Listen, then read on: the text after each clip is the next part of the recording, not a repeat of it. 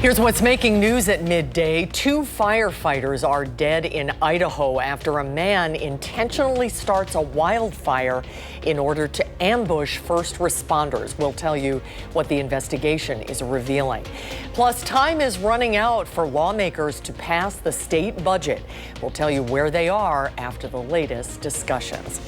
Hello, everybody. Hope you had a good weekend. Thanks for joining us today. Josh Spreiter is off this week. Right now, Madison police are investigating a shots fired report after finding several shell casings. Multiple calls came in around 10:20 p.m. in the area of Kessel Court. Officers there found the shell casings. An apartment was also hit, but no one inside the building was hurt. So far, there are no suspects in custody, and the investigation is ongoing. Right now at noon, an Idaho firefighter is fighting for his life, and 2 others are dead after what police are describing as a total ambush. Authorities say the suspect set a fire on purpose and then opened fire on first responders. It happened in Coeur d'Alene, Idaho, yesterday afternoon. The sheriff says law enforcement exchanged fire with the suspect. The standoff ended later when police found the dead body of the suspected gunman with a firearm nearby. The sheriff says the suspect's body, along with a number of guns, were pulled from the mountain as the wildfire rapidly approached the scene. This was a total ambush. These firefighters did not have a chance. We believe that is the only shooter that was on that mountain at that time. So there is no threat to the community at this time. The sheriff in Coeur d'Alene says they do not know whether the suspect shot himself or was killed in the exchange of gunfire. Investigators are expected to go back to collect more evidence. In continuing coverage this noon near Wisconsin Dells, authorities have recovered the body of a missing boater from Chicago. Francesco DiFilippo went missing in April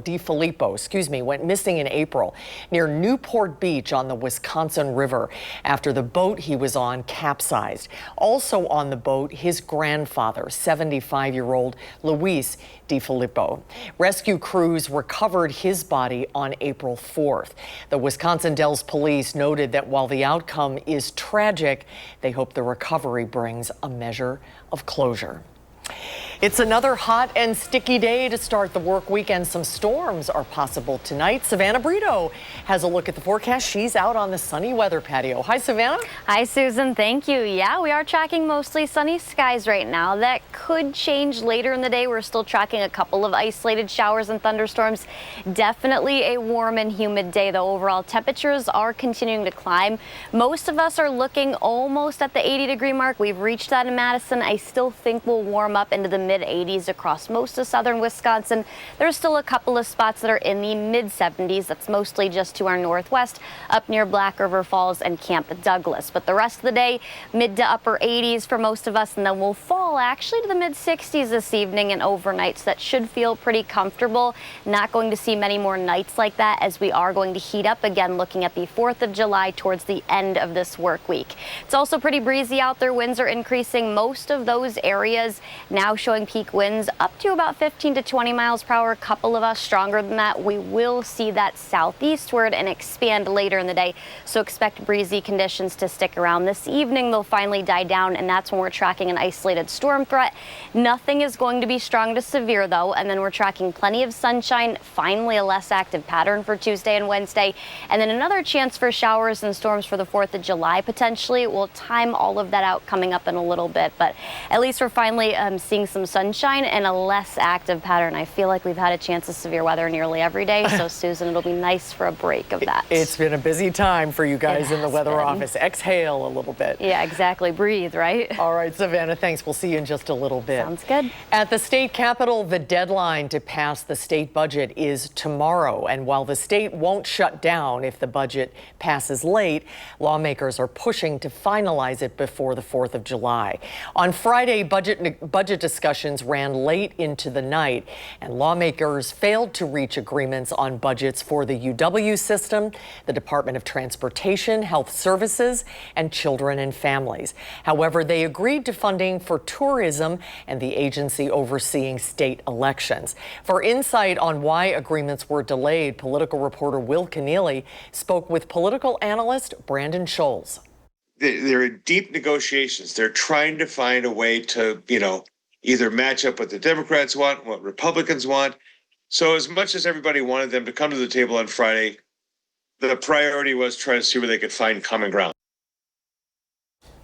Once the Joint Finance Committee reaches an agreement, the budget will be rewritten for the Senate and the Assembly to review. Well, today is your last chance to vote in Madison Magazine's Best of Madison contest. This year, there are 5 sections with 150 categories of all of your favorite people, places, and things to choose from in Madison. You can only vote once in each category, and it's open to the entire viewing area. You don't have to live in Madison. Just go to channel3000.com and look for Best of Madison at the top of the website. The voting closes tonight at 10 o'clock, and the winners will be announced in Madison Magazine's October edition. Well, still ahead this afternoon, if you have any questions or concerns about your plants or gardens, now is the time to email us a question for Lisa Briggs from the Bruce Company. Email right now, tips@channel3000.com. Lisa is already in the studio with us, and she'll be answering your questions a little later on News 3 Now at noon. But coming up next, which film finished on top of this weekend's box office, and why the National Highway Traffic Safety Administration says Chrysler is recalling thousands of its vehicles.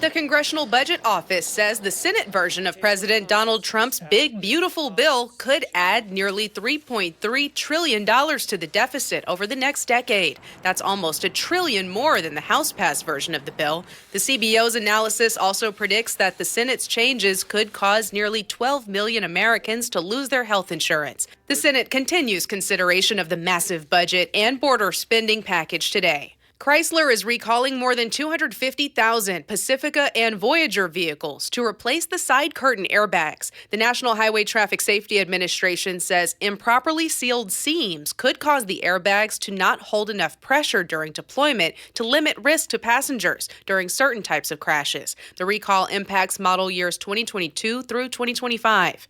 An Apple original film, F1 the Movie, zoomed to the top of the weekend box office, opening with $55 million in North America and $144 million globally. How to Train Your Dragon was second with $19 million, and Elio was third with nearly $11 million domestically.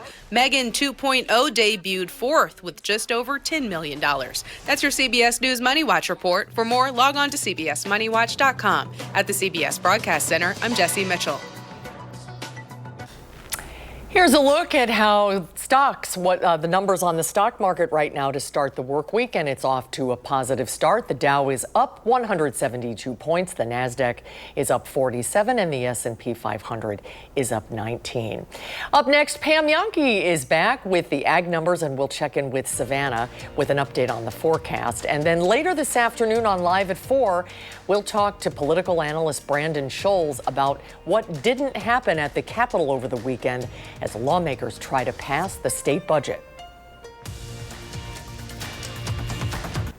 It's time for the Midwest Farm Report. Happy Monday, Pam Jahnke. Are you staying cool over there in the radio barn?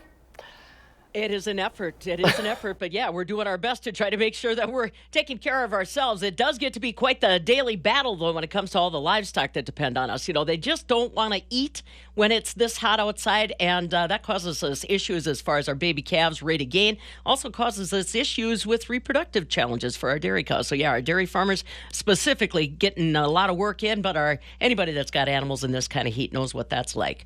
Well, we're talking a little bit about the continued conversations down at the state capital, Wisconsin Agriculture, paying attention to what's happening down there. Dairy processors are happy to find out that lawmakers are supporting $3.2 million in state funding for some measures that keep Wisconsin in the game as far as agriculture exports and also dairy innovation.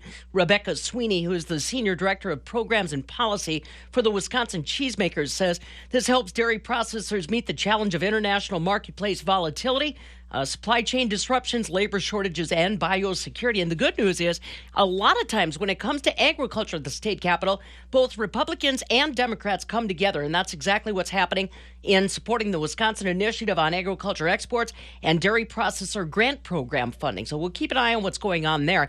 I know the Department of Transportation is another area where Wisconsin Agriculture is monitoring, because that agency is responsible for the Agriculture Road Improvement Program. A lot of effort to try to see more money dedicated in that direction. We'll have to wait and see. Boy, dairy was robust on a Monday. Barrel cheese, 3 cents stronger at $1.69.5. 40-pound block cheese up a dime to $1.72. Double A butter up 3 3/4 cents at $2.60 a pound. And for those corn and soybean growers that were wondering, the U.S. Department of Agriculture just released the big acreage report. It shows that corn acreage this year versus last up about 5%. Soybean acreage this year versus last down about 4%. So those are going to be some of the driving pieces of information that are going to push our corn, soybeans, and probably wheat for the rest of the afternoon. So as we can only do so much in the time that I've got right now, but that's a heads up for any of our corn and soybean growers that might be looking for a position in the marketplace. Today might be your day just because of that one report. Good to know. Very good to know. All right, Pam, have a good day. You too, kiddo. Okay, see you tomorrow. Let's head over to the Weather Center now. It's another hot and sticky one out there in Savannah. Maybe some chances for more rain tonight? Yeah, I do think we've got to watch out for a couple of isolated showers and thunderstorms. Not the rest of the afternoon. I think later this evening, that's when we're going to see those develop, and mainly northwest of Madison. That's where the best chance is going to be. We're at 82. Those temperatures are still climbing. Dew point 68. We've still got the humidity, and we're not necessarily going to see a huge relief in that or a change. Tomorrow and Wednesday a little bit, but those humidity levels are really going to increase again for the 4th of July. Heat index, we've got one of those out there, 85 with that factored in. That's what it feels like outside in Madison, 86 in Janesville, 82 in Wisconsin Dells. There's not much of one. The closer to areas like La Crosse, Camp Douglas, and Black River Falls you get, those are actual air temperatures up there, which is some good news. Not everyone's seeing that at the noon hour. 18 miles per hour, the peak wind gusts in Madison, so another story today. It's pretty breezy. That'll change this evening into tonight. Those winds are going to steadily come down a little bit, which is some good news. So it's not going to stay breezy all evening long. The shower chance, isolated ones at best. That's mainly going to be southwest of here. As we get closer though to that dinner time frame, about 5:30, that's when some showers start to fire off northwest of Madison. I do think they'll fizzle out for the most part the further southeast that they travel. If we are able to see these hold, not expecting any strong to severe thunderstorms. That was a different story the last several days. Just a spotty shower chance, and then that is going to clear out of here during the overnight hours. We're actually going to see lows get down to the lower to mid 60s tonight. So it will be a clear and comfortable night, and then temperatures are going to rise again, lower 80s tomorrow, so we'll actually be exactly pretty much where we should be across southern Wisconsin. It'll feel pretty comfortable out there compared to how it's been lately. The updated drought monitor, this factors in rain, not Wednesday, Thursday, and Friday last week, but anything prior to Tuesday morning.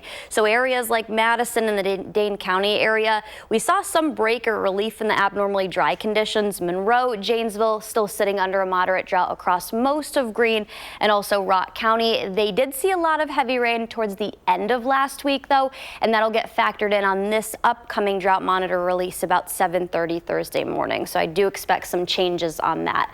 The rainfall forecast over the next week doesn't have us getting a lot, but there are a couple of chances. We've been under a really active pattern.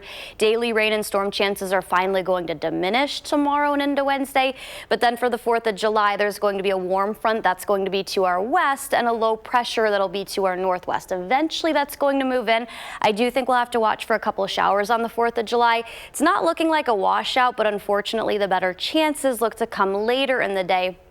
As that warm front gets closer to us and the low will be almost overhead, that'll increase for Friday night and Saturday. So kind of keeping my fingers crossed that that holds off for any fireworks shows that are going to be taking place on Friday nights. I'm going to one, so hoping that those will stay dry, at least for the time being. It can rain, you know, after midnight or whatnot, but it'll be hot on the 4th of July, Susan. We're looking at a high of 90 degrees. And then look at that nice stretch after that. I know, looking forward to that, kind of like this week, that Tuesday, Wednesday time frame too. And it's good it won't be a washout on the 4th. Exactly. I can't believe we're already talking about the 4th of July. I know, how is it almost July tomorrow? That's crazy. It's the last day of June. Yeah. Savannah, thank you. You're welcome. Well, just ahead at noon, Lisa Briggs from the Bruce Company is here. She's standing by to answer all of your gardening questions. Still time to email a question at tips@channel3000.com, and Lisa will answer your questions when we come back.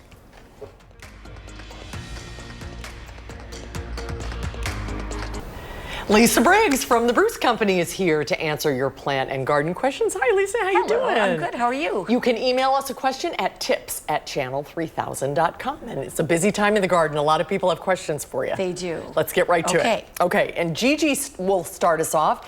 She says, when is the best time to trim flowering shrubs? So, Gigi, my rule is that if your flowering shrub blooms before June 1, it's blooming on old wood, so you should prune it right after it's done flowering. If it flowers after that, then it likely blooms on new wood, so you can prune it anytime. Oh, that's a good rule of thumb. Yeah. That's a good way to think about it. Okay, Kathy had 2 questions. First, she said, you are appreciated. That's nice. Which is Thank you, very, Kathy. very nice. But she says, when should we remove the stake that is attached to a new Brandywine maple? Okay, so you should take that stake off right away. It's much too close to the tree trunk to be usable as a stake. They're there so that in transit, they don't break. Oh, okay. If you're in a windy place and you want to restake it, then you want 2 stakes about 18 to 24 inches away to keep it from being blown too much. You do want it to move a little bit though, because that's what triggers caliper growth. And that's a big tree, a Brandywine maple, It gets right? to be quite big, yes. Her second question is, when is the best time to plant a cherry blossom tree in this area? So you can plant any time of the year, well, not of the year, but any time of the season. The trick is when you plant it this time of year, when it gets hot and sometimes dry, often dry, you want to make sure that you keep watering it. So good soak once a week. If it gets above 90 and we're in a sort of a droughty period, maybe twice a week. And then you want to keep that watering up until the ground freezes so the tree has plenty of time to establish. Yeah, the watering's been a challenge with all this hot weather, keeping It has, everything yes. drenched. Annette would like to know, how far back should she trim her leggy petunias? You can trim them back quite far, Annette, but one of the things with petunias that we've discovered over the past couple of years is that they need to be fertilized. And there are fertilizers that have a special ingredient that is good for petunias. So pick that up. It's water soluble, really easy to apply. Oh, that's great. And that will help with bud production. We have a question from a familiar face. Can we see Savannah? There you are. Hello. You just walked over with a question. It's always good to take advantage of the opportunity. Absolutely. I got a lavender plant. Okay. Oh, nice. Maybe in mid-May, and I've been watering it, and the leaves are starting to get brown, and the blooms aren't blooming. So if is that it in a makes pot? sense. Yes. And does it have a drainage hole? Yes. So, and you have it in the house or you have it outside? So lavender come from the Mediterranean, so the soil is really loose. So they do not like to have wet feet. Okay. But they do like humidity, which is good for it being outside. If it's starting to dry, don't assume that it needs water. Check the soil first. You want the top to dry out between waterings. Okay. And if it might be the heat, so pull it back into a place that's a little shadier until the temperatures get a little less severe. Good to know. That's what I've been doing. And then how long before you get to enjoy the aromatherapy? Yeah. Well, the leaves are quite fragrant all the time. Some lavenders are ever blooming, some are not. So some, have like the ones in France that they use for perfume and things. Yeah. Those bloom all at one time, usually about end of June into July.